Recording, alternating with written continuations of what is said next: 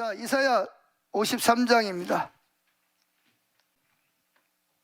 여기 3절부터 8절까지 다 같이 한 목소리 읽습니다. 그는 멸시를 받아 사람들에게 버림받았으며 간고를 많이 겪었으며 질고를 하는 자라 마치 사람들이 그에게서 얼굴을 가리는 것 같이 멸시를 당하였고 우리도 그를 귀히 여기지 아니하였도다. 그는 실로 우리의 질고를 지고 우리의 슬픔을 당하였거늘 우리는 생각하기를 그는 징벌을 받아 하나님께 맞으며 고난을 당한다 하였노라. 그가 찔림은 우리의 허물 때문이요 그가 상함은 우리의 죄악 때문이라. 그가 징계를 받음으로 우리가 평안을 누리고 그가 채찍에 맞음으로 우리는 나음을 받았도다.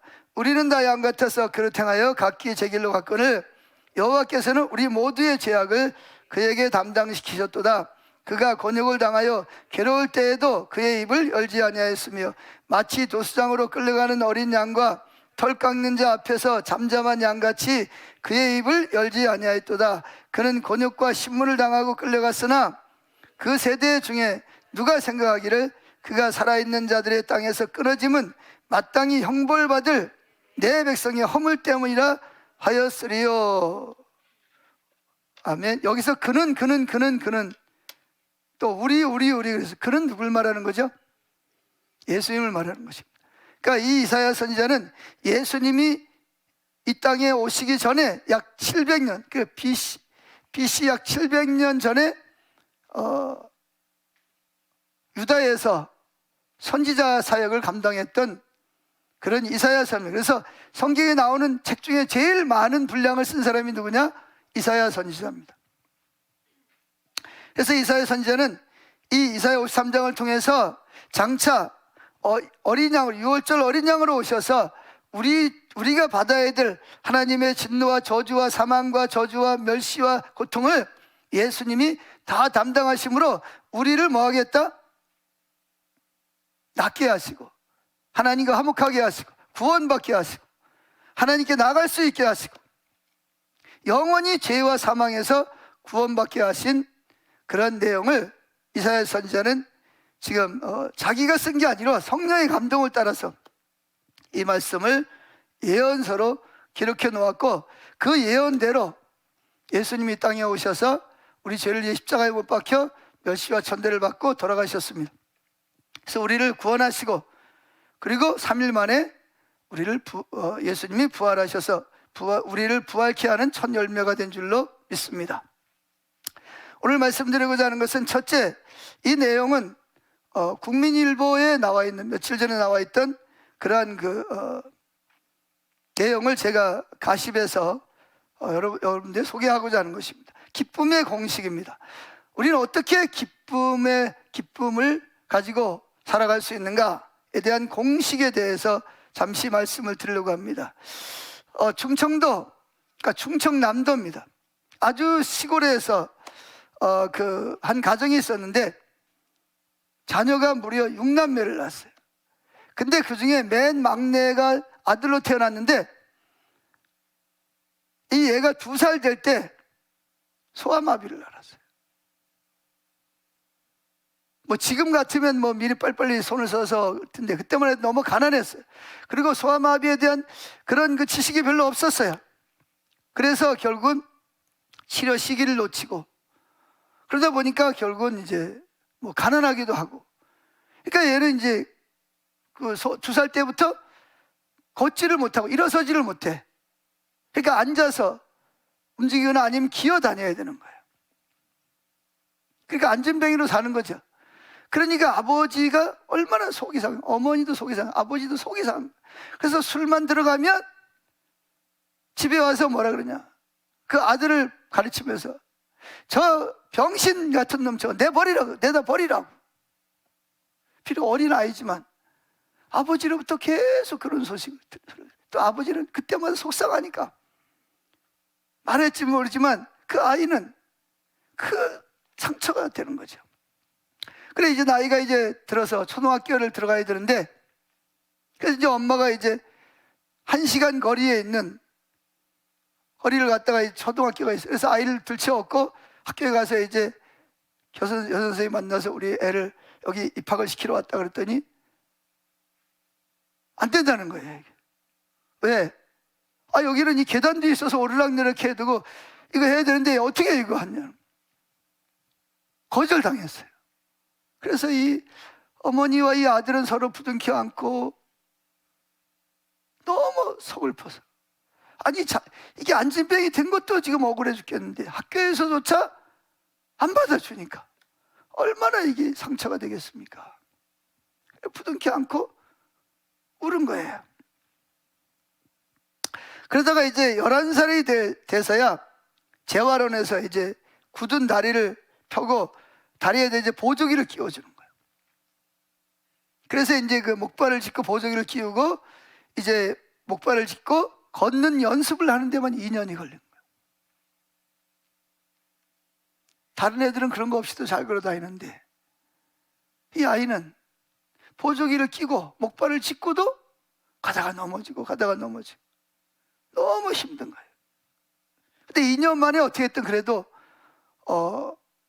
목발을 짚고 보조개를 끼고 한 걸음 한 걸음 그래도 걷기 시작을 하고, 그러다 보니까 이제 학교에 감사하게도 그래도 학교에 들어갔는데 이제 늦게 들어갔지만, 그런데 이 아이는 또 공부를 또 잘하는 거야.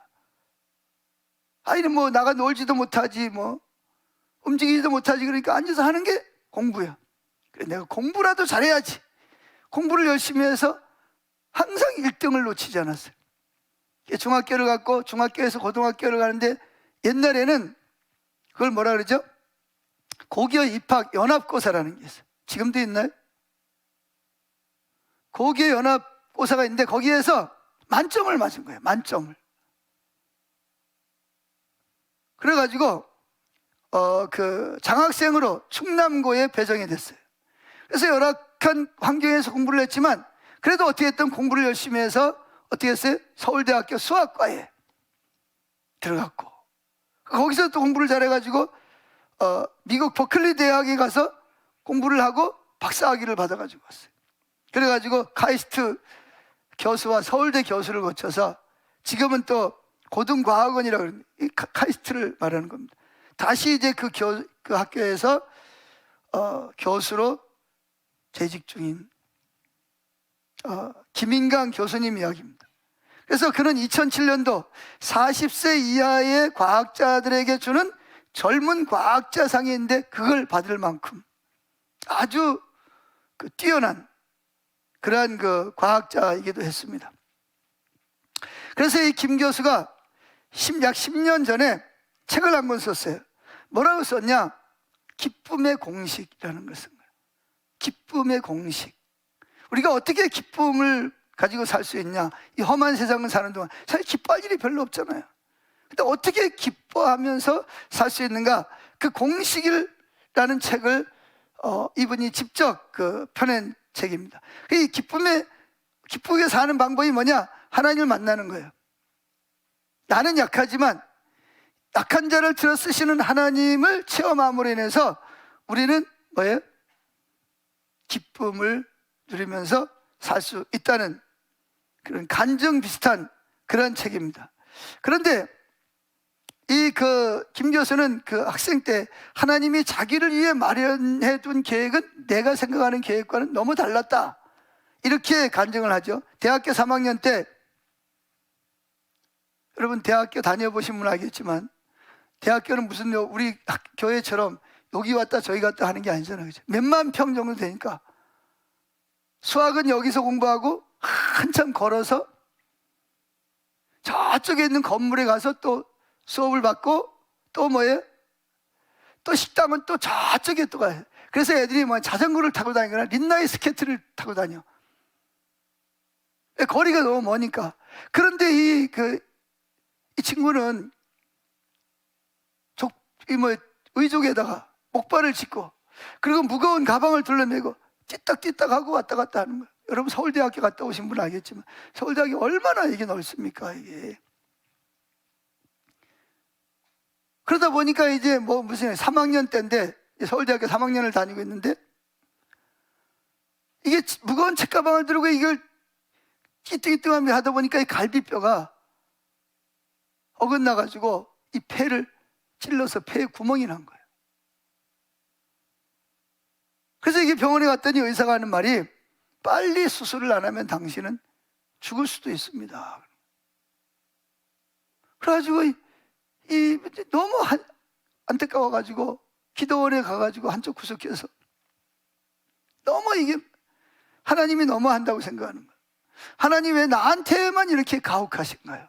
다른 사람들은 다 잘해주는 것 같은데 왜 나한테만 이렇게 가혹하게 하시나요? 항상 아프기만 하고 뭐 그렇다고 걷기랍니까 뛰기랍니까 뭘 할 수 있습니까? 누가 안 도와주면 아무것도 못하는. 하나님 차라리 날 데려가 주세요. 저는 이제 조카 더 이상 고통당하고 멸시당하고 싶지 않습니다. 차라리 저를 데려가 주세요. 그러면서 하나님 앞에 막 푸념을 하고 진짜 막 죽고 싶은 심정이에요. 너무 사는 게 힘드니까. 그때 마침 자기 뒤에서 찬송가 소리가 들려오는 거예요. 그 찬송가가 무슨 찬송가예요? 241장 후렴에 보면 내 모습 이대로 주봐두옵소서, 그런 찬송이죠. 그 찬송이 뒤에서 들려오는 거예요.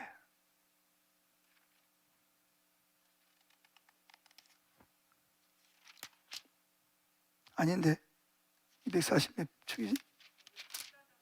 214장 그렇구나. 내가 일부에 때는 이걸 펴놨는데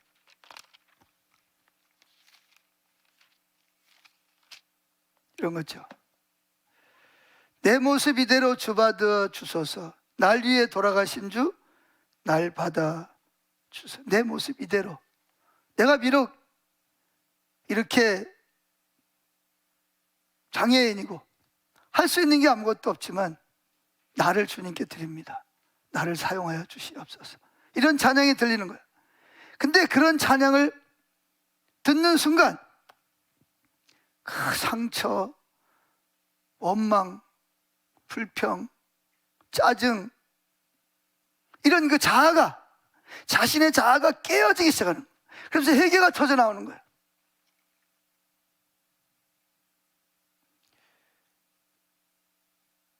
그래서 나를 통해 나같이 약한 자들에게 희망을 주는 것이 하나님의 뜻임을 발견한 거예요. 그러니까 자기 주변에 자기 같은 사람들이 많다는 걸 몰랐어요. 근데 하나님이 왜 나 같은 사람을 이렇게 살려둡니까? 그랬더니 뭘 깨달았냐? 나보다도 힘들고 내 주변에 어려운 사람, 연약한 사람들, 그런 사람들에게 희망을 주기 위해서, 하나님이 어떤 분인지를 보여주기 위해서 하나님이 자기를 통해서 일하시는 것이 하나님의 뜻이라는 사실을 깨달았어요. 그리고 그 전에도 왜 하필이면 납니까? 왜 내가 이렇게 해야 됩니까? 그랬는데 그 하나님은 이 학생에게 육신을 의지하지 아니하고 하나님을 의지해야 되는 법을 가르쳤어요. 만약에 이런 고통이 없었더라면, 이런 멸시와 천대를 받고 아픔이 없었더라면 육신을 의지하고 세상을 의지했겠죠. 근데 다른 의지할 게 아무것도 없어. 하나님 아니면, 하나님이 안 도와주시면 자기는 아무것도 할 수 없는 걸 깨닫게 하신 거예요. 그리고 아파서 누워있는 동안에 기도하는 법을 배운 거예요. 그리고 성경 읽는 법을 배운 거예요. 그리고 고통 중에도 하나님을 찬양하는 법을 배우게 해요. 욥처럼. 전에는 내가 이런 고난을 당하기 전에는 주를 귀로만 들었었더니 이 고난을 통하여 이제는 주를 눈으로 배워. 이 말은 눈으로 진짜 주님을 뵌다는 게 아니라 하나님이 누군지를 훨씬 더 많이 깨닫게 됐다는 거예요. 그런 고난이 없었더라면 이런 그 주님이 누군지를 내가 경험하지 못했을 텐데. 그래서 김 교수는 늘 육신의 나약함 속에 살았지만 하나님은 약한 데서 강해지는 법을 가르쳐 주신 거예요. 고난을 통해서. 그래서 예수님께서는 그에게 세상의 모순, 절규를 알려주셨고 과거와 현재를 보는 방법을 가르쳐 주셨고, 그는 자기의 연약함이 하나님께 영광을 드러내는 보배를 닮은 질그릇으로 사실을 깨닫게 되었다고 그는 간증하고 있습니다. 그래서 그는 이렇게 말을 합니다. 항상 사람들의 동정과 호기심과 경멸의 시선을 받으며 모욕감을 느꼈습니다. 그 감정을, 그래서 그 상처를 안 받으려고 감정을 견디고자 뭐 하기를, 감정을 무감각해지기를, 사람들이 뭐라 그래도 그걸 무시하기를, 무감각해지기를 했다는 거예요. 그걸 연습한 거예요. 근데 이제 한참 연습을 하니, 처음이 너무 괴로웠는데 계속 연습을 하더니 누가 뭐라 해도 이제 상처를 안 받아. 우리 그러잖아, 그죠? 뭐 누구한테 다가가려고 그러다가 포기하죠. 왜? 그래도 상처받으면 어떡해. 그래, 아예 포기하는 거예요. 그러다 보니까 어떻게, 마음은 냉담해지지. 근데 마음은 강해졌을지 모르지만 마음에는 그렇다고 상처가 안 생기는 건 아니잖아요. 상처가 차곡차곡 계속 쌓이는 거죠. 그러면서 마음이 굳어지면서 얼굴에서 기쁨이 사라져버려, 웃음이 사라져버린 거예요. 언제 웃었는지 기억이 안 나. 웃을 일도 없어. 대학교에 들어가서 성경을 공부하던 중 예수님이 십자가에 달리시기 전에 온갖 모욕을 당했다는 이사야 53장에 있는 내용을 배우게 됐습니다. 그래서 이 김인강 학생은 마치 자기가 고통과 슬픔을 자기 고통과 멸시를 다 당해봤잖아요. 자기가 직접. 지금도 당하고 있고. 그러면서 예수님과 내가 하나라는 사실을, 예수님의 고통과 내 고통. 그래서 예수님은 내 고통을 너무나 잘 아시겠구나. 그리고 가만히 보니까 예수님이 내가 당한 고통과는 비교할 수 없을 만큼 예수님이 더 큰 멸시와 천대와 채찍에 맞음과 십자가에 달려 죽으신, 이거를 발견하게 된 거예요. 예수님을, 아기를 때리고 얼굴에 침을 뱉고 멸시와 희롱을 당하고 업신여김을 당하며 채찍에 맞으시고 저주받은 채 십자가를 메고 가서 십자가에 달려 죽으신, 그것이 예수님이 죄가 없으신데 바로 나 때문이었구나. 나 때문이었구나. 내가 당해야 될 일을 예수님이 대신 당할, 이게 깨달아지기 시작하는 거예요. 그런데도 불구하고 예수님은 자기는 늘 불평불만, 상처 안 받으려고 관계를 끊고 말을 안 하고 쳐다보질 않고 그런데, 늘 마음속에서 말은 안 하지만 온갖 욕설과 원망과 불평이 나왔는데, 성경이 예수님 뭐라냐? 예수님은 예수님을 그렇게 멸시하고 천대하고 때리고 지저밟고 채찍질하고 가시관을 씌우고, 그런데도 불구하고 한마디도 그들을 향해서 불평을 하거나 욕을 하거나 원망을 하지 않는. 그 심지어 뭐라 그랬냐? 누가복음 23장 24절에 보니까 아버지여 저들의 죄를 사하여 주옵소서. 자기들이 하는 것을 알지 못함이니이다. 아버지여, 나를 저렇게 침뱉고 때리고 멸시하고 가시관을 씌우고 나를 욕하고 저주하는 저들의 용서해 주세요. 왜 저들은 자기들이 지금 하고 있는 것이 얼마나 큰 죄인지를 알지 못하고 있다는 거예요. 그 말은 그렇기 때문에 저들 죄를 나한테, 내가 다 담당하겠습니다. 나한테 다 씌우시고 저들은 용서하시고 구원해 주시옵소서. 그냥 용서해 달라는 게 아니에요. 내가 대신 저들의 그 저주받아야 될 죄값을 내가 대신 지금 받고 있지 않습니까? 나를 쳐주시고 나를 더 멸시받게 하시고 그 대신 저들은 구원해 주시고 용서해 주시옵소서. 이런 기도 내용이죠. 그 말씀이 이 인중 학생의 가슴을 휘벼 팠습니다. 나는 지금까지 아버지를 원망하고 저주하고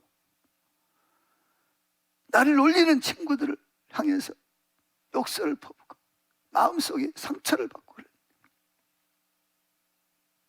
야, 그런데 예수님께서 죄가 없으신 분인데 저렇게 어떻게 저럴 수가 있을까? 그러면서 그는 거기에서 자아가 깨지기 시작해요. 마음속에 있던 상처들이 눈 녹듯이 그냥 쭉. 제일 먼저 용서하신 분이 누구겠어요? 술만 드시면 저 병신 저 내다 버리라고 했던 그 아버지를 더 죽어도 용서 못할 것 같았는데, 그 예수님의 십자가의 그 사랑을 발견하면서 그 주님을 만나면서 제일 먼저 아버지를 용서하고, 자기를 지나가면서 자기를 걷어차고 자기를 넘어뜨리고 했던 그 수많은 얼굴들이 쭉 지나가, 그들을 하나하나 다 용서. 그들에 대해서 원망했던 거, 저주했던 거, 두고 보자고 했던 거, 그런 걸 회개하기 시작을 하는 거예요. 하나님, 제가 이랬습니다.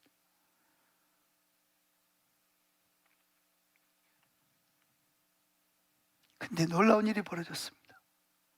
그들을 예수님을 만나고 그들을 용서하고 자기가 그렇게 원망했던 것을 회개하고 나자 마음속에서 샘솟는 기쁨이 올라오기 시작하는 거예요. 지금까지 한 번도 경험하지 못했던 기쁨이, 웃고 싶지 않는데 얼굴에 웃음이 넘치는 걸 경험한 거예요. 그래서 이 교수가 쓴 책이 뭐냐? 기쁨의 공식. 기쁨의 공식이라는 책을 쓰게 된 거예요. 자기가 직접 경험하고 나서야 자기는 상처 안 받으려고 자기를 그냥 강하게 하려고 그렇게 애를 쓰고 그래서 마음이 굳어진 거죠. 그러면 그럴수록 얼굴은 점점 더 굳어지고, 그래도 상처 안 받습니까? 상처는 차곡차곡 쌓여져. 마음속에 분노는 더 계속 불타오르고. 그럼 누가 힘드냐? 결국은 자기가 지옥을 사는 거예요. 자기가 지옥을 사는 거예요. 그냥 지옥 같은 삶. 근데 그게 지옥인 줄도 모르고 그냥 당연하게 그냥 살아가는 거죠. 그런데 그들이 용서되고 자기가 그렇게 했던 것을 회개하면서 마음속에서 기쁨이 솟아오르기 시작을 한 거예요. 환경이 바뀐 건 하나도 없어요. 다리가 나은 것도 아니고 기적이 일어난 것도 없어요. 그런데 얼굴에는 기쁨이 넘치는 거예요. 감격이 넘치는 거예요. 이게 바로 뭐냐? 이분이 쓴 책에 나오는 기쁨의 공식이라는 책의 내용입니다. 자, 우리 한번 쉬운 성경으로 한번 읽어봅시다. 시작. 이사야 53장 4절. 그러나 사실은 그가 짊어지고 있는 모든 질병은 우리의 질병을 대신 짊어진 것이었고, 그가 겪고 있는 모든 아픔은 우리의 아픔을 대신 겪었던 것이었다. 그런데도 우리는 그의 잘못으로 그가 하나님께 마땅히 징벌을 받아서 그처럼 온갖 고난을 겪고 있다고 생각하였다. 그러나 그가 찔린 것은 우리의 허물 때문이었고, 그가 상처를 입은 것은 우리의 죄악 때문이었다. 그처럼 우리 대신 그가 벌을 받음으로 인해 우리가 평안을 누리고, 우리 대신 그가 매를 맞음으로 인해 우리가 고침을 받은 것이다. 그때에 우리는 모두 길 잃은 양과 같아서 저마다 각각 제 갈 길로 흩어져 갔지만, 주께서는, 하나님께서는 그에게, 아들 예수님에게 우리 모두의 죄악을 지게 하셨다. 그는 우리 모두의 죄악을 홀로 짊어진 채 모진 학대와 고문을 당했지만 끝내 입을 열지 않았다. 마치 도살장으로 끌려가는 어린 양처럼 잠잠하였고, 털 깎는 자 앞에선 어미의 양처럼 입을 열지 않았다. 얼마든지 입을 열어서 원망하고 저주하고 싸울 수도 있는데 안 했다는 거죠. 두 번째, 예수님이 당하신 육체적인 고통은 그분은 완전한 육체로서의 고통을 당하셨다는 것입니다. 야고보 사도가 기도에 대해서 엘리야는 우리와 우리가 똑같은 감정을 가지고 있고 연약하고, 그럼에도 불구하고 그가 기도함으로 3년 6개월 동안 비가 오지 않고 다시 기도함으로 하늘이 열리고 비가 내린 것처럼, 그러면서 엘리야는 우리와 똑같은 사람이었다. 감정이 있고 지치고 화내고 슬퍼하는 사람이었다. 그렇듯이 예수님도 우리와 동일한 육체를 가진 분이었다는 사실을 여러분에게 말씀드리기를 원합니다. 왜? 그분은 우리가 아는 대로 동정녀 마리아의 태를 빌려서 아기로 태어났고, 어머니의 젖을 먹으면서 1살, 2살 자라면서 살았습니다. 그래서 예수님이 당한 그 고통은 100% 저와 여러분이 당하는 것만큼 힘들고 아프고 고통스럽고 상처가 될 수밖에 없는 것이었어요. 그래서 예수님께서는 요한복음 19장 28절이면 한번 읽어볼까요? 그 후에 예수께서 이제 십자가에서 하는 거예요. 이제 모든 것이 다 이루어진 것을 아시고 성경 말씀을 이루려고 내가 목마르다 말씀하셨다. 자, 예수님 육신적으로 피곤함을 느꼈어요. 자, 요한복음 4장 6절에 보면 읽어봅니다. 이 동네에는 다시 읽어봅시다. 이 동네에는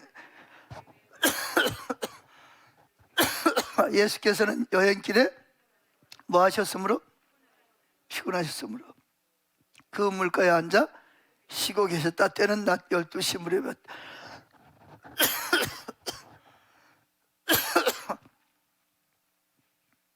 보세요. 예수님도 피곤함을 느끼고, 피곤하면 뭐 해야 돼요? 더 이상 움직여 쉬어야 돼요. 그리고 제가 같은 내용을 계속 썼는데 비번을 보세요. 예수님은 인간으로서 인간이 감당할 수 있는 최고의 형벌과 질고를 경험하신 것이에요.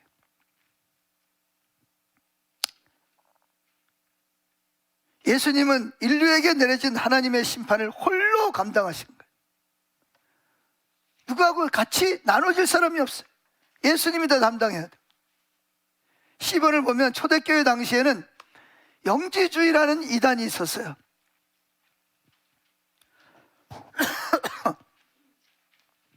영지주의라는 이단들은 뭐라 그러냐, 예수님은 영적인 분으로 오셨다 하신 분이지 우리와 똑같은 육체를 입은 분은 아니다, 이렇게 주장합니다. 그래서 요한 1서를 사도 요한이 기록하게 된 동기가 뭐냐, 사도 요한은 자기가 예수님 부름을 받아가 3년 반 동안 직접 뭐예요? 예수님의 제자로 따라다녔죠. 그리고 예수님 부활하신 후에도 손과 발에 뭐가 있어요? 못자국이 있고 창자국이 있었단 말이에요. 그런데 영지주의라는 이단이 나타나서 예수님은 영으로 오셨다가 죽기 전에 올라가셨다. 그러니까 예수님이 육신을 부인하는 말은, 그래서 사도 요한은 뭐랬냐, 그런 자들은 구원을 받지 못한다고 말하고 있습니다. 왜 그러냐? 그럼 예수님이 우리가 받아야 될 고통을 당하고 멸시를 당하고 채찍에 맞고 십자가에 저주받은 것은 그럼 우리하고는 상관이 없어요. 왜? 예수님은 영이니까. 우린 육체를 입어서 죄를 졌는데 상관이 없는 거예요. 그래서 사도 요한은 그런 자들을 돌이키게 하기 위해서 요한 1서를 기록하신 것입니다. 미국에서 어느 목사님이 이제 휴가가 돼가지고 휴가철에 농촌에 있는 어떤 그 농부의 집에 가서 좀 이렇게 머물게 됐어요. 그런데 그 농부는 예수를 믿지 않았어요. 근데 그 부인은 자기 남편이 예수 믿고 구원받게 해달라고 늘 기도하고 있어요. 근데 이게 남편은 마음이 강팍해. 예수 믿을 필요가 없다는 거지. 그래, 어떤 내 부인이 너무 낙심해. 하나님이 내 기도를 안 들으시나? 그래도 또 일어나서 또 남편을 위해서 기도했어요. 근데 이제 어느 날이 되었는데 농부가 목사님을 부르는, 목사님 이리 와보세요. 그래서 갔더니 목사님을 모시고 닭장으로 가는 거예요. 그 닭장 둥우리, 이렇게 둥우리가 있어요. 이렇게 지프로 만든 둥우리가 있는데 거기에 암탉이 이렇게 앉아있고 그 어미닭 품속에서는 병아리들이 삐약삐약하고 들락날락하고 있는 거예요. 근데 이 농부가 목사님 이거 보세요. 그러면서 툭 쳤어요. 이쪽에서는 안 보였는데 툭 넘어지는데 보니까 닭 머리에 구멍이 뚫려 있어요.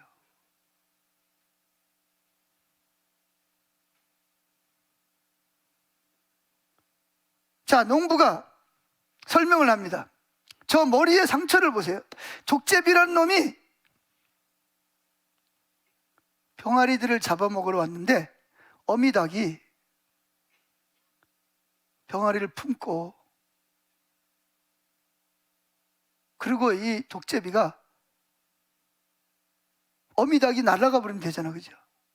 아니면 막 퍼드덕 끄르고 그러면 되는데, 그럼 이제 병아리 새끼들이 다 위험하잖아요. 그러니까 그 병아리 새끼들을 보호하기 위해서 오소리가 어미닭의 옆에 이 귀 있는 데를 이빨로 뜯어먹고 피를 빨아먹은 거예요. 그런데도 불구하고 이 어미닭은 자기 품속에 있는 병아리 새끼들을 보호하기 위해서 오소리가 충분히 자기 살과 자기 피를 먹을 때까지 그냥 있다가 그냥 죽은 거예요.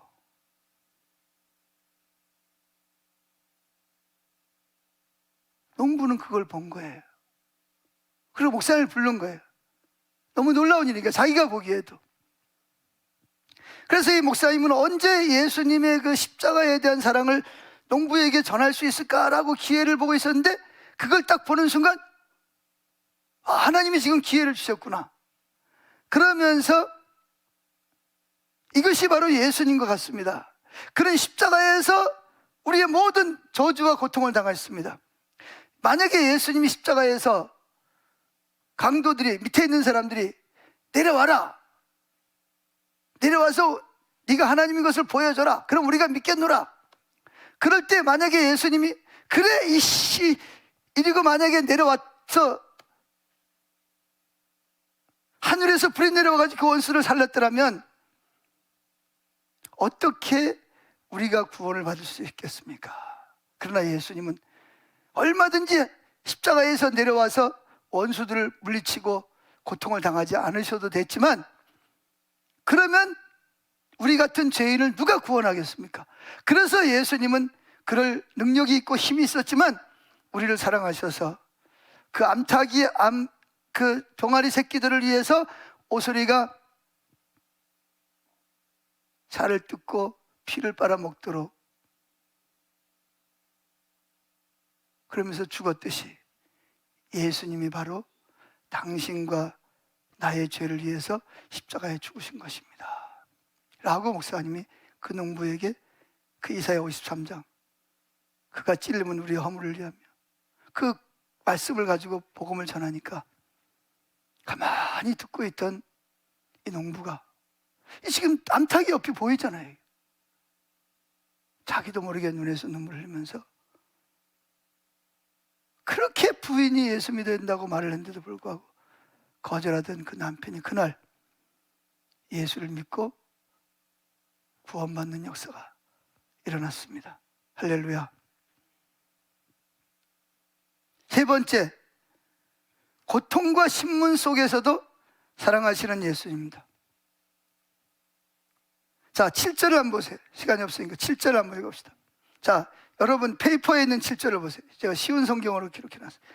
그는 우리 모두의 죄악을 홀로 짊어진 채 모진 학대와 고문을 당했지만 끝내 입을 열지 않았다. 마치 도살장으로 끌려가는 어린 양처럼 잠잠하였고 털 깎는 자 앞에선 어미 양처럼 입을 열지 않았다. 한마디의 대적이나 원망이나 억울하다거나 상처가 됐다거나 말하지 않는.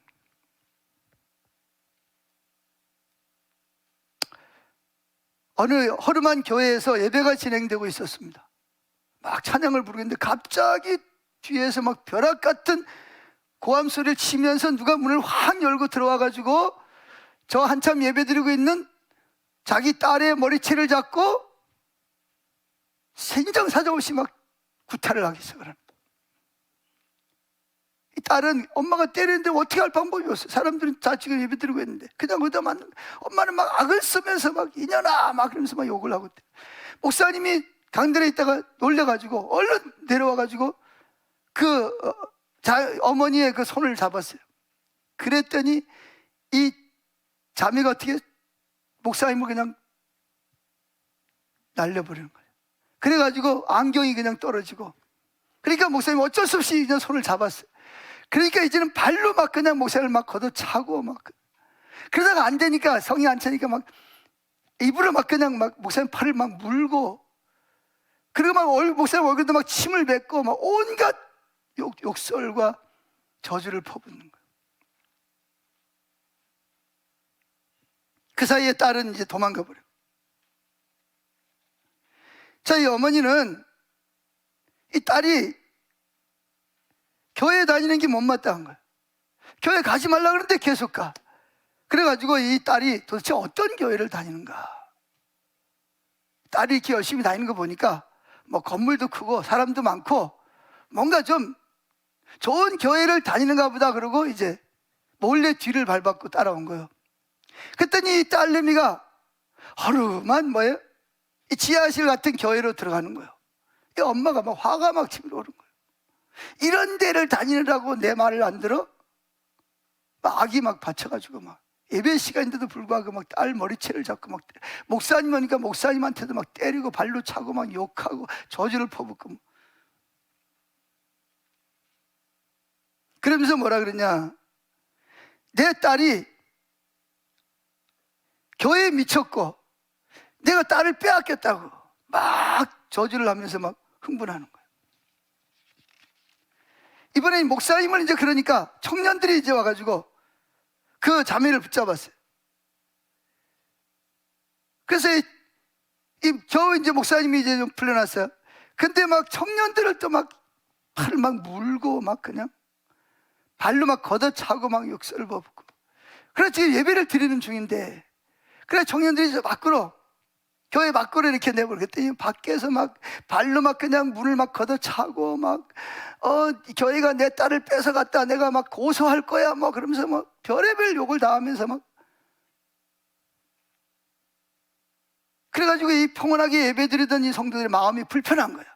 뭐 저런 여자가 있어, 저 미친년 아니야 막 말은 안 하지. 막 정말 은혜로운 예배를 사모했던 사람들이 막 얼굴이 막 이그러지고 막 화가 나고 막 원망이 막 가득하고 막.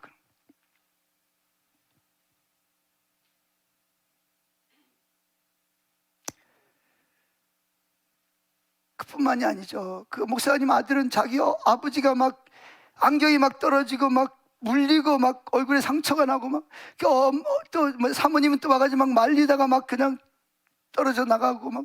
그러니까 목사님 아들은 옆에서 울고 있고, 이 사모님은 이런 일이 있을 때마다 심적으로 너무 연약한 거예요. 몸도 약한데다. 그래가지고 어떤 데는 뭐 응급실로 막 실려가기도 하고.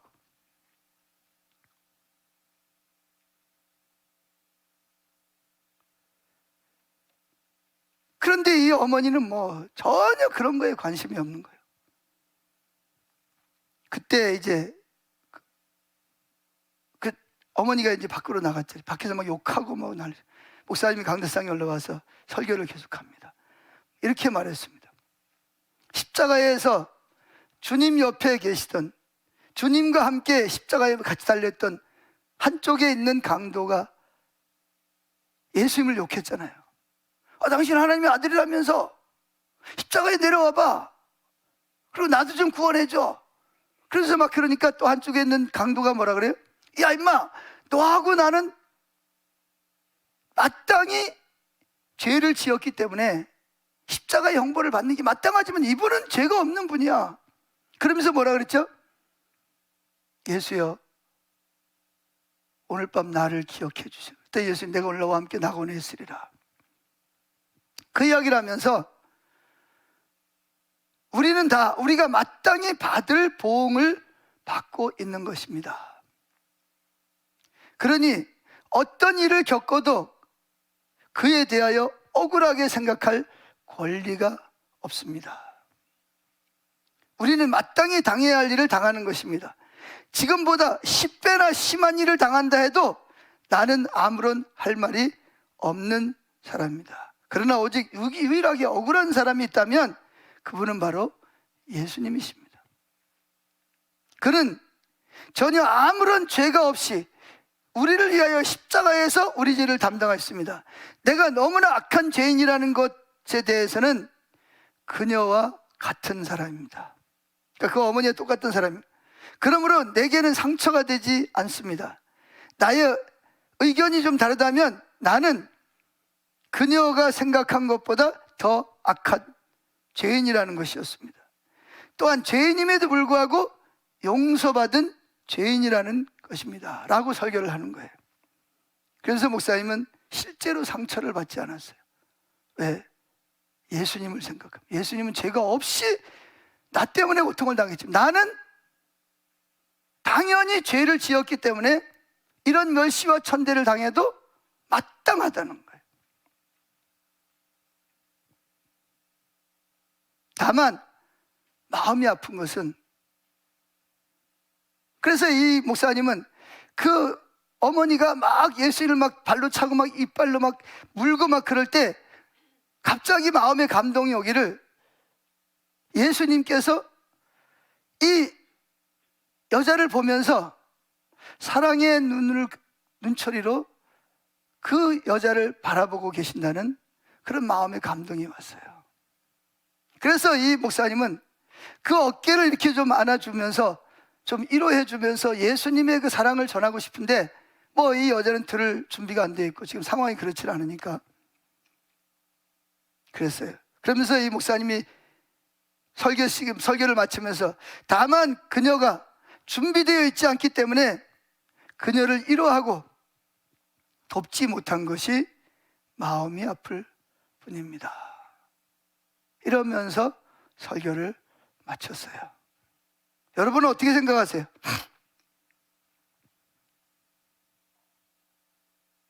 우리는 다 무슨 이야기, 상처받은 이야기, 다 억울한 이야기하고 힘든 이야기합니다. 그러죠? 근데 예수님을 보세요.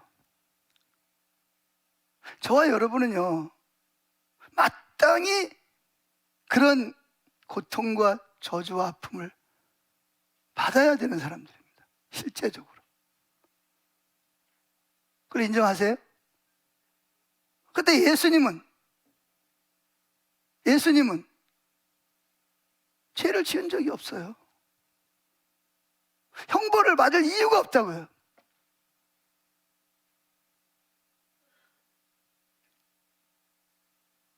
근데 누구도 경험해보지 못한 그런 그 멸시와 천대와 저주를 퍼붓고 얼굴에 따귀를 때리고 침을 뱉고 가시관을 씌우고 온갖 조롱과 멸시를 당하고, 그가 저희를 십자가를 지고 골고다 언덕을 올라가게 하셨어요. 성경에 보면 나무에 달린 자마다 저주받은 자란, 예수님이 저주받은 채로 십자가에서 그 고통을 당하면서 십자가에 달려서도 온갖 욕설과 멸시를 받으면서도 한마디도 그들을 원망하거나 저주하거나 상처받았다고 말하거나, 그게 아니라 오히려 아버지, 저들의 죄를 용서하소서, 저들이 하는 일을, 이것이 얼마나 큰 죄인지를 알지 못하기 때문입니다. 그러고 다 이루셨다 그러고 가셨어요. 이게 기독교입니다.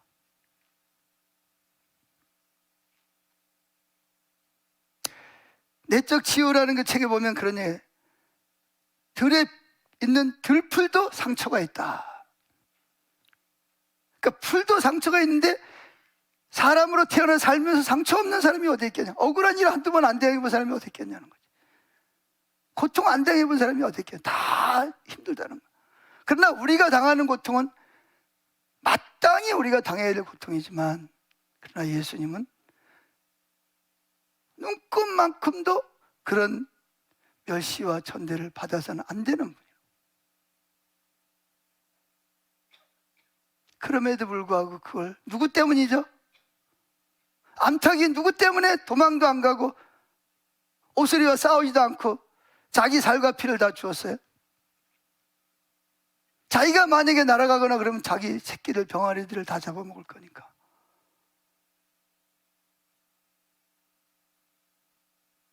그걸 알면서 그 자기가 오스리를 피해 도망갈 수 있는데도 불구하고 새끼들을 위해서 어미닭이, 오스리가 자기의 살과 피를 먹도록 그냥 내버려 두듯이.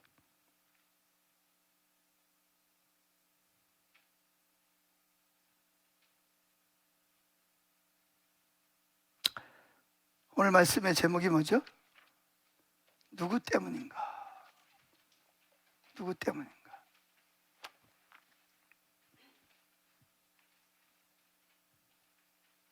우리 찬양 한장 하겠습니다.